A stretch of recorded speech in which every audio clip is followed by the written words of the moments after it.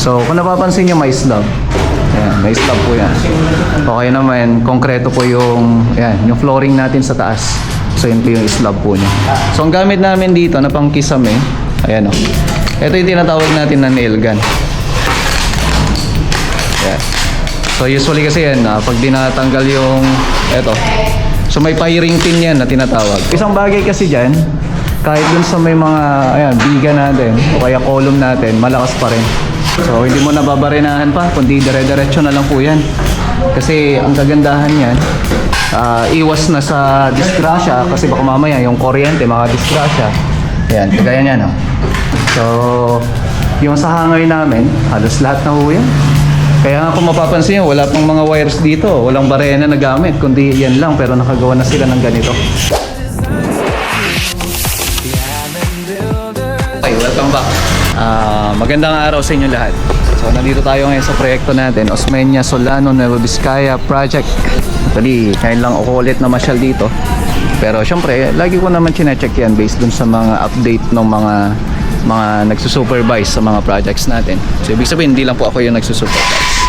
So ngayon, ang gusto kong pag-usapan natin ngayon dito ay isang bagay na pwede mong gamitin, and then technique na rin mamaya para sa electrical. Isang bagay na pwede mong gamitin sa pagkikisame using nail gun. So isang bagay kasi na pwede nyong mas mapabilis kahit na walang kuryente sa lugar ninyo, kahit na hindi pa provide o hindi pa naabot ng kuryente sa inyo, ang gusto mong palagay na kisame mo ay light materials like kagaya nito. So makakapagkisame ka na nun. Tapos meron ka pang cordless. So malaking bagay po yun. Okay. So gusto ko i-share ito para naman maging aware yung karamihan na ay meron palang ganito. Meron palang mga pangkisame na kahit na wala palang kuryente sa lugar namin, possible pero pala to. So kung napapansin nyo, may slab. Ayan, may slab po yan. Okay naman, konkreto po yung, ayan, yung flooring natin sa taas. So yun po yung slab po niya. So ang gamit namin dito na pangkisame, ayan o. Ito yung tinatawag natin na nail gun. May bit, no? So meron tayong nail gun na kung saan magkakaibang brand yan. Sa akin kasi ito lagi kong at saka binebenta namin DeWalt talaga. Okay, so ang presyo nito nasa 1.1 o kaya 1.9. Yun yung mga ganyan na mga nail gun, maasahan mo kasi na matagal gamitin at maasahan mo na mas maging matibay. So ito yung gamit namin na bala niya.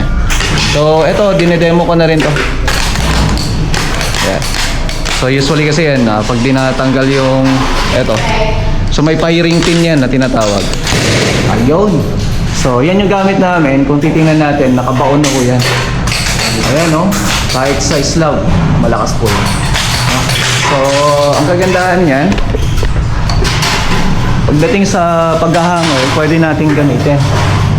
Walang kalas po yan. Kung i-compare mo sa barena, lalagyan mo ng tox, tapos lalagyan mo ng screw.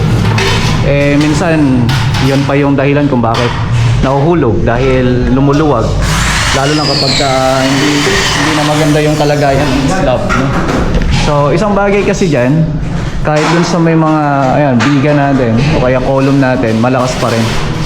So, kung napapansin nyo, dito sa may carrying channel natin, nail gun din itong gamit namin dyan. So, walinggit, tingnan natin. Ito yung sa may wall angle natin. Ayan. Nail gun dito yung gamit namin. Yeah. So hindi mo nababarinahan pa, kundi dire-diretso na lang po yan.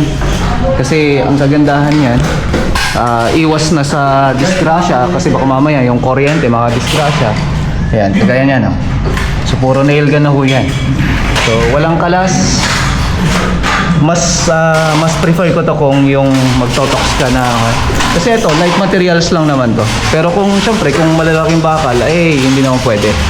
So ito pili lang naman. Kung nagkikisamay ka, possible yan ang gagamitin mo. Kahit itong mga double lock namin, yan, nail gun na lang din kagaya nito. Ito yung tinatawag ko na double lock. Ayan. So mabilis na lang ho yan. Saka mas maganda. Tingnan natin sa labas. Ito yung may nakikisame na rin sila dito sa may garahe.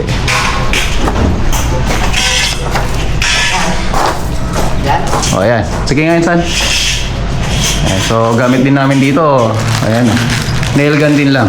So, yung sa hanger namin, halos lahat na ho yan. Kaya nga kung mapapansin nyo, wala pang mga wires dito. Walang barena na gamit, kundi yan lang. Pero nakagawa na sila ng ganito. So, yun yung purpose kung bakit at yun yung dahilan ko kung bakit ako gumagamit ng nail gun to make sure na yung kumbaga mas safe na siya at the same time mas matibay pa, no? So, yan yung isang bagay. Yan, no? Pabilis, no? Lang ka-basic sa paggamit ng nail gun natin. So, kagandahan kasi niyan kahit wala ka ng kuryente, safe na. Kaya tayo muli sa taas at tingnan natin yung ginagawa ng tropa para may share ko rin kung ano yung mga materials na ginagamit natin. So dito okay na rin, no? Maglalatag na lang sila dyan, electrical na lang talaga yung naantay. Balik tayo dito sa taas. So ang ginagawa na isa dito is yung pag-electrical gamit yung SW natin o kaya si Queen and then Pelt Dodge na wire. So yan po yung gamit namin. So ang presyo nito halos nasa yung 3.0 nasa kulang-kulang 4,000 na ito o kaya 4,000 mahigit. And then sa 3.5 naman halos nagkakahalaga na ng 5,000 kaya 6,000. So ganyan siya kamahal. Pero syempre sulit pa rin yan.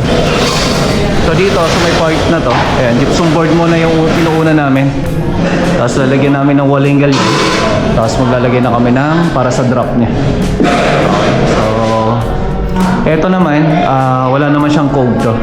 Naka-drop lang talaga siya. Tapos malalagyan ng cornisa. So yan po yung purpose niya.